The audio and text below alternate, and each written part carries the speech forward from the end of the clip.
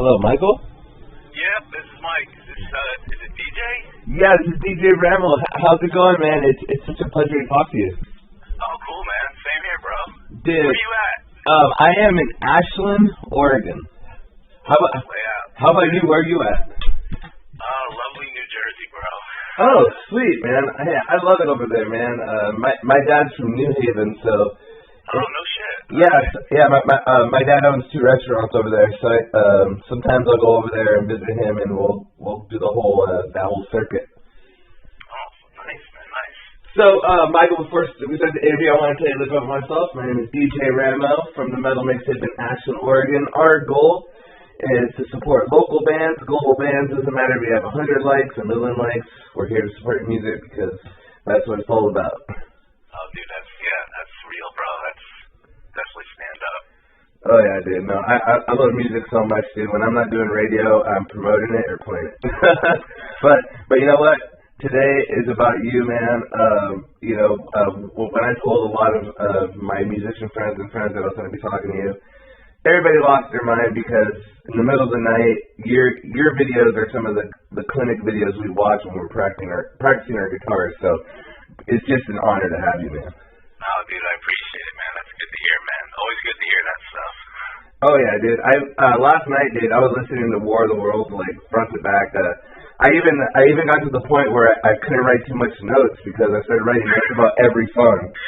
I was like, oh crap! I don't know if Michael really wanted to hear my full description of every song, but I don't mind, bro. I don't mind.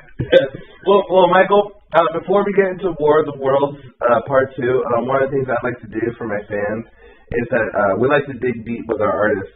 So one of my favorite questions to ask to start the interview is, in everybody's life, there's a huge turning point mentally where we get inspired by somebody we look up to. Maybe we got that certain instrument that inspired us or pushed us. Maybe there's a family experience that helped you grow into the musician you are. When was that turning point for you as maybe a kid or a teenager where you thought that, like, hey, like, Michael, like, I think I'm getting really good at this thing, and I think I might be able to do something with it? Yeah, I mean, it was probably, because, I mean, I had an acoustic guitar, I don't know, man, maybe I was like 12 or something at a garage sale I found, and I had played piano a little bit, and I saw this acoustic, I'm like, I'll noodle around and see, and yeah, I just banged around on it, and I was like, oh, yeah. And then a couple years later, I'm like, all right, let me get an electric guitar and kind of really learn how to play. So that was like more like 14, I think that was. That was so freaking long ago. But yeah, man, just a couple years in, it's like, it felt, I don't know, it like just felt like, okay, this is my thing. This is what I'm supposed to do. But no real turning points. I mean, I think just along the way, I mean, like a lot of guys, it's like, certain things happen. It's like, you start practicing and you listen to all your different influences. And I grew up, Randy Rhoads and Van Halen and so many great guitar players. So that was around all the time and kind of pushing me to practice. And, and then you get the band going. And then, if you're lucky, we kind of got a record deal early on. And so there's always these steps where it's like things kind of keep getting better. And, looking back, it's like, okay, I guess I made the right choice. Because it's definitely not an easy, career path. My parents probably weren't crazy about it. No, I couldn't imagine, dude, especially, my follow-up question to all that, man, is like, you're growing up, you're figuring yourself out, you're realizing that you have, like, this talent, but when was that first show for you where, like, the first time you went out to a crowd where you're just like, oh, crap, like it's starting to get real? Do you remember that, your first big show? Like the first time we played? Oh, it was the first time you played your first ever big show. Definitely it was in Japan. Because, like, when the band first started, I mean, we were doing some records and the stuff that we did, I mean, late 90s, mid-90s, it wasn't, like, the popular thing, especially around here. And we had gotten this record deal, the Japanese company, and they're like, oh yeah, man, you guys are doing good here. You should come over and play. I'm like, okay. So we went over, and it's pretty decent places and pretty real. And yeah, I again, one of those moments where it's like, you're on stage, it's like, wow. So used to just kind of being, here in Jersey, and there wasn't much going on as far as the scene for that kind of stuff that we do. And then it just made me realize it's like, wow, it's a big world. There's a lot of people like a lot of different kind of music. So that was another cool thing. That first Japanese show, it's like, hey, people kind of dig our stuff. This is really cool. Yeah, I gotta say that's pretty cool, man. When like, I couldn't imagine going to a different country, a different place, and like having fans but having that like language barrier. I think that's like pretty sweet. That like, you might not be able to understand each other, but the music connects us always at the end. Yep. Yeah, and then that's the thing. It's like, the music, it doesn't matter what language or, whatever. It's, but that was cool. That was just one of those, another one of those moments where it's like, oh, wow, this is really cool, and things are moving along. I love it, man. It's so sweet. And one of the things I love about your guitar playing, Michael, is that like I feel like when I hear your guitar playing, I feel like I hear the inspiration of your playing and like all the like super tech prog music that I hear nowadays. But whether I'm hearing like Rings of Saturn or like Periphery or all that, and I'm just like, dude, like I could tell like Michael inspired all these kids. Like, what do you think about like this new generation of guitar players where like everybody's starting to get extended ranges, everybody's starting to play out of these Kempers and all these modifications? What do you think about like this new era of guitar players that you helped inspire? No, I mean, I think it's cool. As far as the gear, it's like, yeah, man, there's always going to be things with gear that are different, and as technology, gets better. And I mean, live I'll use real amps or recording, obviously, but I have a Kemper, and sometimes it's easy with that. And I was just trying out this quad Cortex, so it's like, yeah, some of the technology is really cool. And again, just with traveling and the cost of everything, for musicians flying around, it's like you're trying to keep your gear, somewhat sane. You can't show up at the airport with like, 30 cabinets and, 30 guitar heads. So, I think it's cool in that regard. It's like, yeah, you can get some pretty good tones, pretty good profiles or captures with the Neural. And it's easy to travel with, so it kind of keeps your costs down, and your sound is like, really good. And as far as the other guys, I know a lot of the other guys, and if I inspired some folks, that's great. That's great because that was me. When I was a kid, talking about when I started playing guitar, it's like growing up with Randy Rose and Van Halen and Al Di Meola and Yngwie and all these guys. So those guys inspired me. So if I can pass that along to some younger guys, that's freaking great. I think that's awesome, man.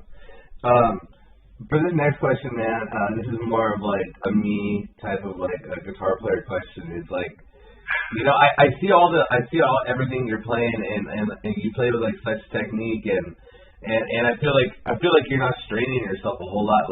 Like throughout your guitar playing career, was there ever like a big lesson you had to learn with your hands to maybe like play easier? Maybe there was something you were doing wrong for a long time. Was there ever like a big push you had to like overcome with your guitar playing? I don't think there was ever like a big hurdle, like a big problem, because when I did first start, and I did get like kind of basic, starting out lessons, that kind of thing, learning chords, and my teacher was really good. He was more like a finger style. He played some flamenco and a lot of classical, and he played, rock stuff. So his technique was like great. So if my hands were coming off the neck too much, he'd put his hand there and don't touch my hand with your fingers, don't lift them off, and keep the movement at a minimum. And then, I think again, just over the course of time, seeing different guys. I remember I saw a clinic with Frank Gambale, and is just kind of not really doing much. Like, it's so relaxed, and Ingve has some of that too, just very relaxed. So I think I kind of like that thing, where it's like you're breathing, man. You're just breathing, man. You're just doing your thing, not trying so hard. So I think that kind of stuck with me, and again, like with my teacher, I think he helped kind of point me in that direction a little bit too. Dude, and you got to practice all the time, of course. Let's not forget that. But yeah, no, absolutely, man. The reason I asked is just because, like you said, I see a lot of like these guitar players that have like all these different techniques, and one thing I learned is that everybody's different. Like you have to really do what feels good for you a lot of the times, because man, there's so many unique players out there.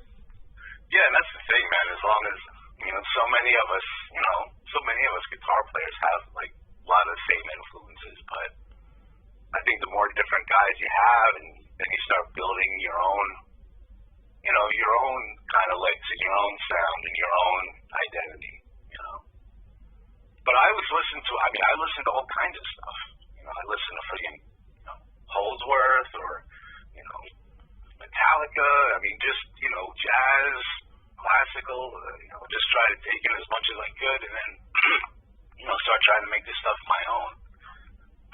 So yeah, man. As long as guys are open-minded and listen to different things, you're only going to get better. You're just going to have a better vocabulary, I think, with your notes and your chords and your theory. Absolutely, and it's like being a chef and branching out to cooking all different cultures. There you go, man. You gotta have all your spices, man. You can't just have salt and pepper. You gotta have some, all the other stuff in the pantry. Hell yeah, dude. So now, Mr. Michael Romeo, let's talk about World of Worlds Part 2. This album is absolutely freaking sick, dude. I love how relatable this album is. I feel like with listening everything I've listened of yours growing up, that I feel like every time you write something it's super fresh, man. And like I said, I wrote notes on almost every song, but I'm gonna start on one song just because it has my favorite riff in the entire album, and the riff is it's a song called Metamorphosis. And it's the riff between 24 seconds and 40 seconds, but it sounds like it sounds like a groovy bassline harmony, keyboard guitar harmony. But dude, tell me about that song Metamorphosis on your new album, World of Worlds Part 2.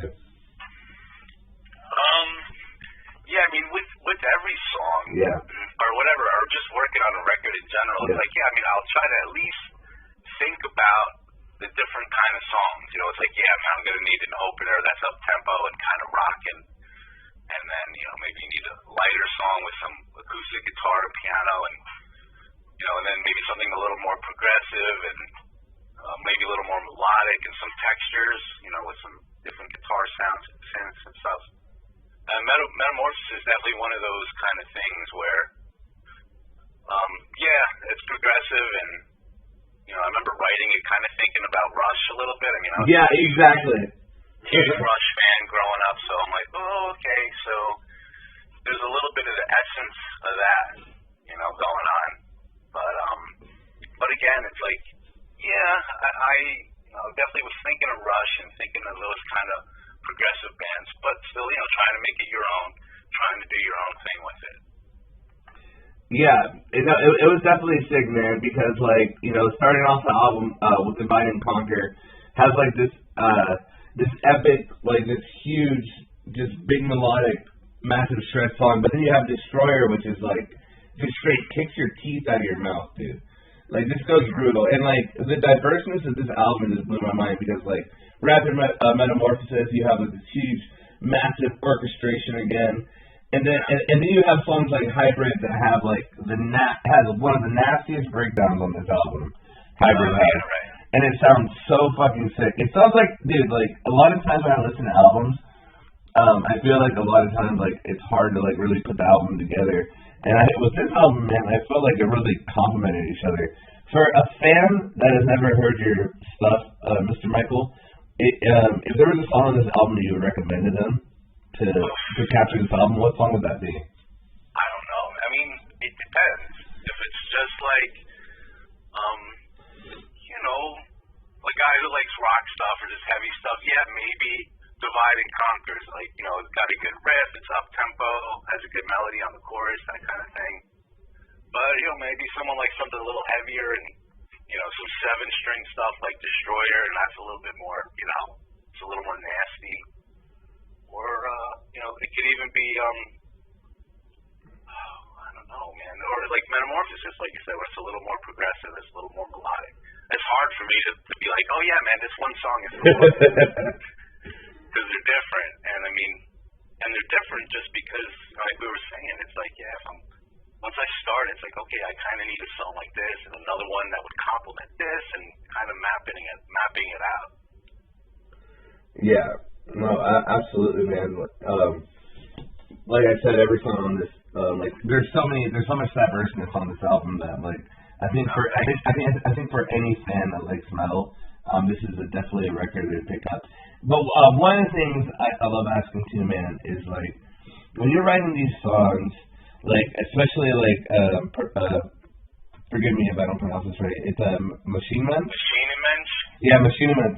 So I'll listen to the song and I listen to like how massive the song was. Like when you're writing music, when do you know the song is done? Do you record it and hurry it over and over, or do you have to like tell yourself like, Michael, stop? Like this is enough. Like when do you know enough is enough for a song, and when you know it's finished?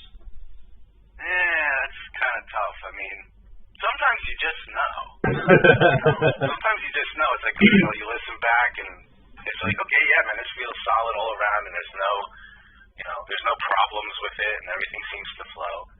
Yeah, and then there's some times where it's like, oh man, how much more stuff can I throw on top? And I'm like, all right, you know, slow down, Tiger, just, you know, pull it back a minute and don't overdo it.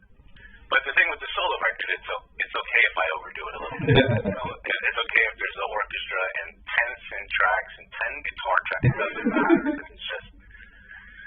But yeah, that's a good question. That's, you know, but usually I guess just from doing it so long, you kind of know. You kind of just know it's like, yeah, this feels right. This sounds good and it feels right. I love it. For the fans listening to this album, who's the lead singer singing on this album? It's my buddy Dino Jalusic. Dino Jalusic, man.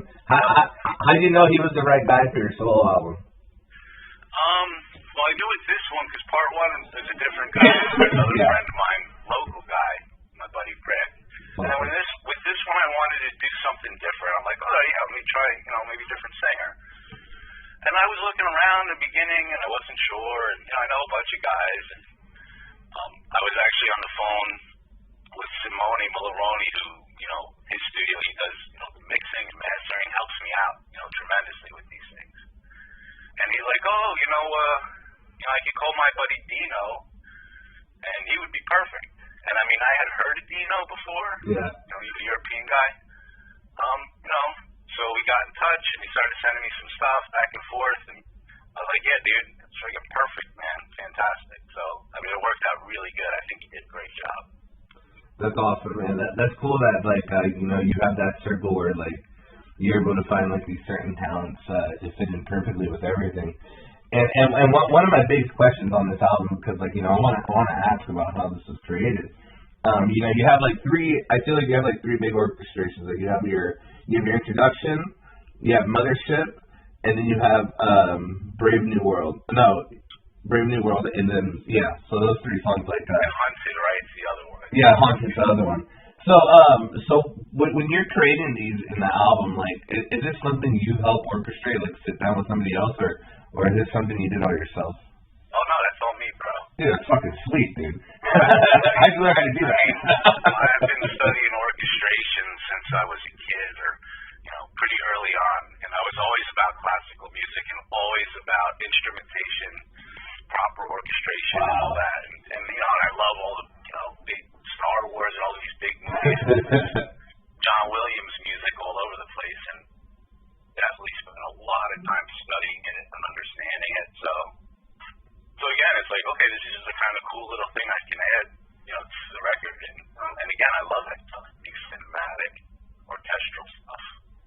That feels like something you can just get lost in, you know, while you're recording with all those beautiful just all the beautiful instruments you're intertwining, and that's so beautiful, man. Because you know, I felt like when I was listening to it that like it matched up the guitar so well that I was like, in my head I was like, man, that can't be like just some completely random person, because like, you know, when the guitar came in, like it was like right in the pocket.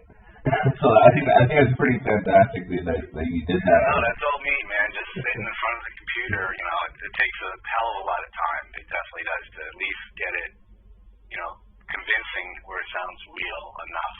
You know? But then when you put the guitar in, it's like it all kind of gels together, and it's like, all right, this feels cool. I love it, man. Yeah, I would definitely recommend this album to any listeners listening right now in Ashland, Oregon. We're talking to Michael Romeo, the new album, War of the Worlds, Part 2.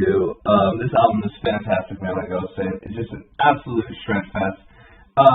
Before we end the interview, Mr. Michael, I'm going to ask you 3 off-the-wall questions. Are you okay with that? Yeah, shoot. All right, Michael, for the first question, then, in the zombie apocalypse, you can have one weapon to kill zombies. What is that one weapon? Flamethrower. I love it, dude. You gotta burn those zombies. Okay. All right. For this second question, it's a little harder one.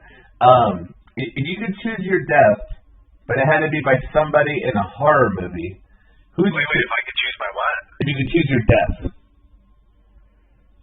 I didn't hear it. No, I said my death. Yeah, your death. If you could choose your death, but it had to be by somebody in a horror movie, who would you choose to kill you? Oh, shit. I don't know, man. I have to be like, you know, like a friggin', like a villain, you mean? Like, yeah, like a villain, like, you know how there's Jason Voorhees and Michael Myers. Yeah, Freddy and Jason. I was more of a Jason guy, so yeah, I'll go with, you know, Jason Voorhees. Cool. I love it, man. I love it.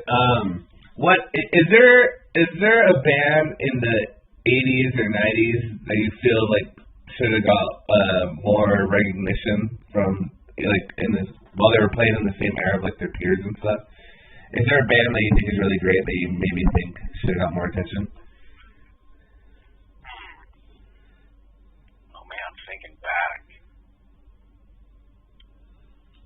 Not that I can remember.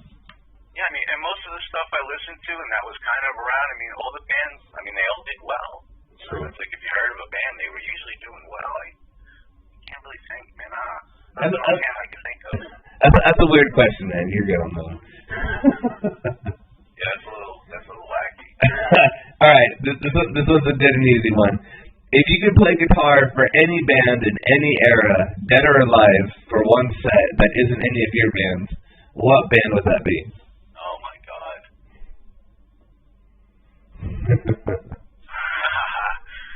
Oh man, that is a tough one, dude. I know we've been talking about Rush and that kind of stuff. I mean, that would be kind of cool. You know, I was such a big Rush fan. You know? I love Rush. Yeah. I mean, there's so many. I mean, goddamn, we could be on the phone for a long time. Any of those fans I grew up with, man, you know. Yeah, but that would be cool. I love it, dude. I love it. Yeah, no, I just love metal, man. I love everything about it, and I'm with you, dude. It's beautiful, dude. So, Michael, thank you so much for being on the Metal Mixtape. You have been such a sweet guy. Thank you for answering all of our questions for our guitar players and just about this album, War of the Worlds Part 2, which is an absolute shred fest. Everybody, please check it out. It literally has everything for any type of fan of metal. If you're a melodic guy, it has it. If you're a breakdown guy, it has it. If you're a prog guy, it has it. If you want a beautiful song, listen to Just Before the Dawn, which is absolutely freaking gorgeous. Which blew my mind because like I listened to like Destroyer and other songs and I'm just like, dude, he just slipped this one right in, right, just for all of us. You gotta keep it diverse, man. You gotta give everybody a little variety, a little bit of something different. I love it. Last but not least, Michael, can you say this is Michael Romeo and you're listening to the Metal Mixtape? Listening to what? The Metal Mixtape? The Metal Mixtape? Yep. Okay, you ready? Yep. Hey, this is Michael Romeo, and you're listening to the Metal Mixtape. Michael, you have a great rest of your day, your week. Same, brother. I wish you great health and great luck, and I hope to see you in the future, my brother. You have a great day. All right, you too, man. Thanks for everything.